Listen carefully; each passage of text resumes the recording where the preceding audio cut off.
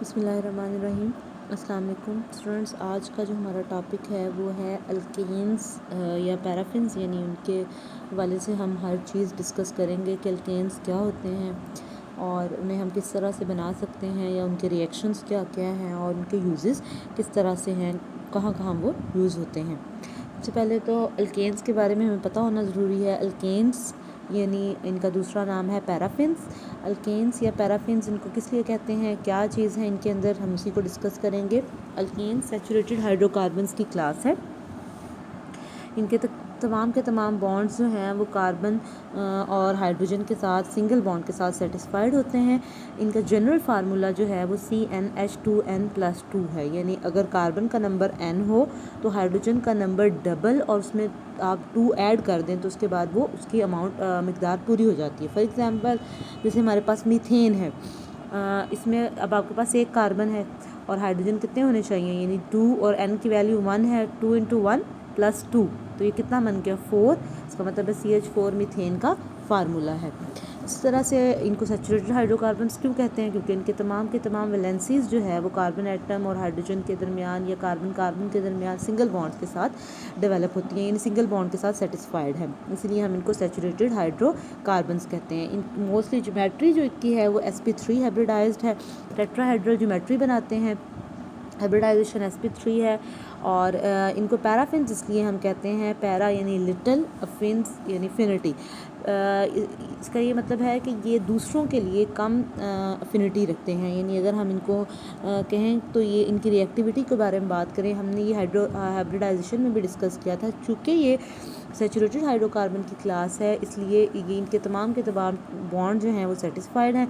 सो इनको जो तोड़ना है वो थोड़ा मुश्किल है, ज़्यादा एनर्जी रिक्वायर्ड है इनको तोड़ने के लिए, इसीलिए इन कंपाउंड्स के लिए हमें ज़्यादा एनर्जी रिक्वायर्ड होती है इनका बॉन्ड पहले वाला ब्रेक करके नया बॉन्ड डेवलप करने के लिए, इसीलिए इनको दूसरों के साथ जो है वो अफिनिटी कम है, इसलिए इनको हम कहते हैं पैराफिन्स। जनरल मेथड्स कौन कौन से हैं, इनकी प्रिपरेशन किस तरह से की जाती है। जैसा कि मैंने जब आपको होमोलोगस सीरीज़ पढ़ाई थी तो तब भी मैंने आपको बताया था कि होमोलोगस सीरीज़ का हमें ये फ़ायदा होता है कि हम जनरली जो कंपाउंड्स हैं उनको डिस्कस कर सकते हैं। इसी तरह से हम जब मेथड्स रिएक्शंस की बात करते हैं तो याद रखें, अगर एक मेथड से एक कंपाउंड को बनाया जा सके इसका मतलब है उस क्लास के हर कंपाउंड को हम उस मेथड की मदद से बना सकते हैं। सो हम अल्केन्स के वही जनरल मेथड यहाँ डिस्कस करेंगे। इन मेथड के थ्रू हम किसी भी एक कंपाउंड को अगर बना सकते हैं तो हम हर एक कंपाउंड को उसकी मदद से बना सकते हैं। पहला हमारे पास जो मेथड है वो अनसैचुरेटेड हाइड्रोकार्बन की मदद से हमने उसको बनाना है, यानी हाइड्रोजनेशन ऑफ अनसैचुरेटेड हाइड्रोकार्बन। ये स्पेट्रियर-सैंड्रेंस मेथड कहलाता है। इसमें हम ये करते हैं कि हाइड्रोजिनेशन करवाते हैं। अच्छा, एक चीज़ याद रखें कि जहाँ पे वर्ड जीनेशन किसी भी एक चीज़ के बाद, जैसे हाइड्रो के बाद जीनेशन आ जाए, हेलो के बाद जीनेशन आ जाए, तो इसका मतलब ये होगा उस चीज़ की एडिशन, यानी हाइड्रोजिनेशन हाइड्रोजन की एडिशन, हेलोजिनेशन यानी हेलोजन की एडिशन। सो हाइड्रोजिनेशन हम करवाते हैं अनसैचुरेटेड हाइड्रोकार्बन में in the presence of catalyst, निकल कैटलिस्ट यूज़ करते हैं। 200 to 300 degree Celsius temperature use करते हैं। स्टूडेंट्स एक चीज़ याद रखिए कि जो कंडीशंस हैं ऑर्गेनिक कंपाउंड्स में वो बहुत ज़्यादा इंपॉर्टेंट है। जब आप रिएक्शन को लिखें तो उसमें कंडीशंस को ज़रूर मेंशन करें। कंडीशंस जो हैं, अगर हाफ मार्क्स जो हैं वो आपके बैलेंसिंग और कंडीशंस के हैं। फॉर एग्जांपल जनरल हमारे पास अगर कोई अल्कीन है RCH double bond CH2 + H2, तो इसकी मदद से हाइड्रोजन जो है दोनों डबल बॉन्ड के अराउंड जो कार्बन है उनके अंदर ऐड हो जाएगा, एक एक करके हाइड्रोजन ऐड हो जाएगा और ये कन्वर्ट हो जाएंगे अल्केन के अंदर। इथीन से आपके पास इथेन बन जाएगा। एक याद रखें, इससे हम मिथेन नहीं बना सकते क्योंकि उसकी रीज़न ये है कि जो अनसैचुरेटेड हाइड्रोकार्बन की क्लास है वो शुरू ही 2 कार्बन से होती है। सो हम इसकी मदद से एक सिंगल कार्बन वाले कंपाउंड को नहीं बना सकते। निकल की जगह पे हम इसमें प्लैटिनम या प्लेडियम को भी रिप्लेस कर सकते हैं रूम टेम्परेचर पे, लेकिन प्लैटिनम या प्लेडियम जो है वो एक्सपेंसिव पड़ता है मेथड, इसलिए हमने इस मेथड को कन्वीनियंट बनाने के लिए हम इसमें निकल यूज़ करते हैं। ये जो मेथड है हाइड्रोजनेशन, ये इंडस्ट्री में बहुत इंपॉर्टेंट है क्योंकि हम इसकी मदद से जो ऑयल से घी बनाते हैं, वेजिटेबल घी, वो इसी एक मेथड की मदद से हम बनाते हैं। नेक्स्ट जो हमारे पास मेथड है वो है अल्काइल हैलाइड्स की मदद से हम इसको बना सकते हैं। अल्काइल हैलाइड्स की मदद से कैसे बना सकते हैं?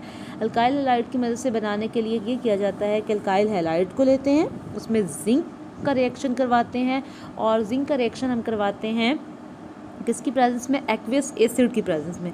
अब एसिड आपने वही यूज़ करना है जो हैलाइड यूज़ करना है। जैसे अगर क्लोराइड यूज़ कर रहे हैं तो आपने HCl यूज़ करना है, अगर ब्रोमाइड यूज़ कर रहे हैं तो आप HBr करेंगे, अगर आप आयोडाइड कर रहे हैं तो फिर इसमें HI यूज़ करेंगे। फॉर एग्जांपल हमारे पास अल्काइल आयोडाइड है, हम जिंक को यूज़ करते हैं, साथ में हाइड्रोजन आयोडाइड को यूज़ करते हैं।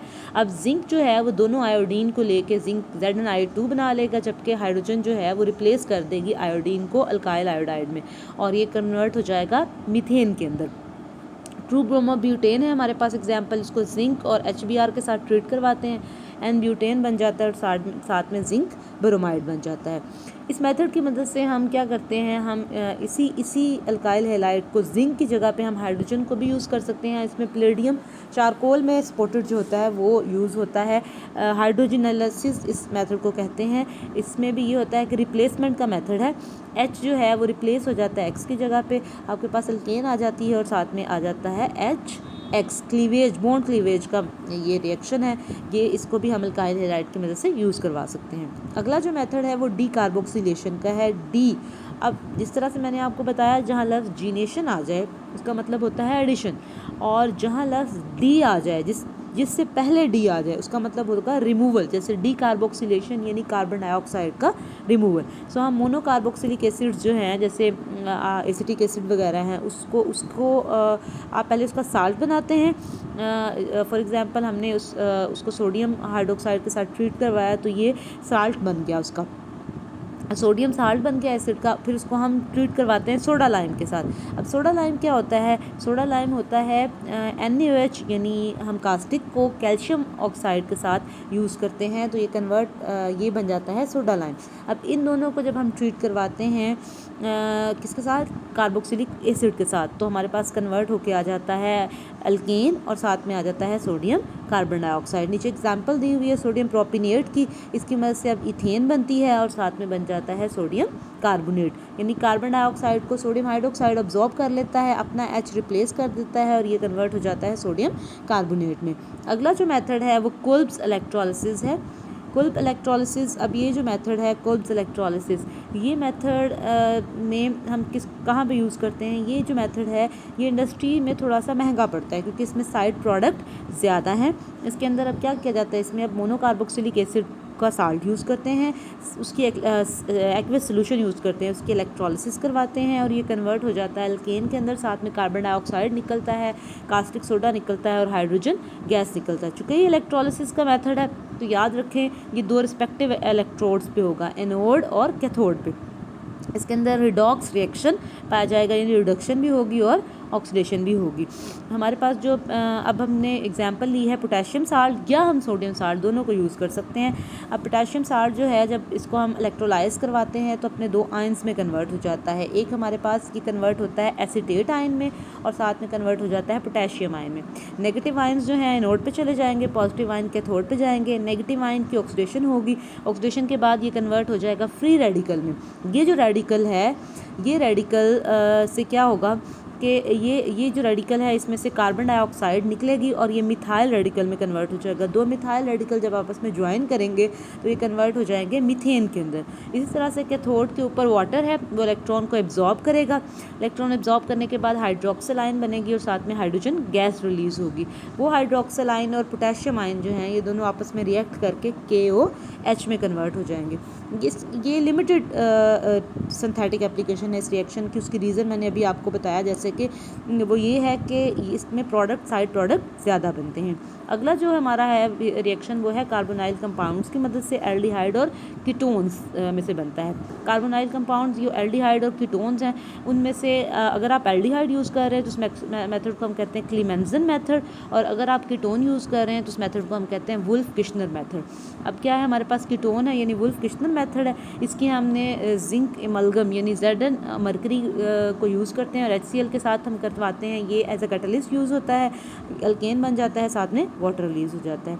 अगला जो हमारा रिएक्शन है वो एल्डिहाइड्स हैं। एल्डिहाइड के साथ हाइड्राजीन को यूज़ करते हैं, हाइड्राजीन को यूज़ करके अल्केन बनता है और साथ में वाटर रिलीज़ हो जाता है। नेक्स्ट जो हमारा मेथड है वो है ग्रिग्नॉर रिएजेंट्स की मदद से। ग्रिग्नॉर रिएजेंट इंडस्ट्री में बहुत ज़्यादा इंपॉर्टेंस के हामिल हैं। ये अल्काइल मैग्नीशियम हैलाइड्स हैं। इनको जब हम वाटर के साथ ट्रीट करवाते हैं ईथर की प्रेजेंस में, तो ये अल्केन में कन्वर्ट हो जाते हैं और साथ में मैग्नीशियम ब्रोमीन हाइड्रोक्साइड ये एक कम्प्लेक्स बनता है। इसी तरह से इथाइल मैग्नीशियम ब्रोमाइड को अगर आप वाटर के साथ ट्रीट करवाते हैं तो इथेन में ये कन्वर्ट हो जाता है। सो ये था हमारा प्रिपरेशन के मेथड्स, ये जनरल मेथड्स हैं। ये आपने इन्हीं मेथड की मदद से, जैसे अगर आपको पेपर में आ जाता है कि how would you prepare ethane from alkyl halide, तो आपको आना चाहिए कि अल्काइल हैलाइड की मदद से हम कैसे बना सकते हैं। ये जनरल मेथड है, इसकी मदद से हम स्पेसिफिक प्रोडक्ट्स को बना सकते हैं किसी भी जनरल मेथड को अप्लाई करके।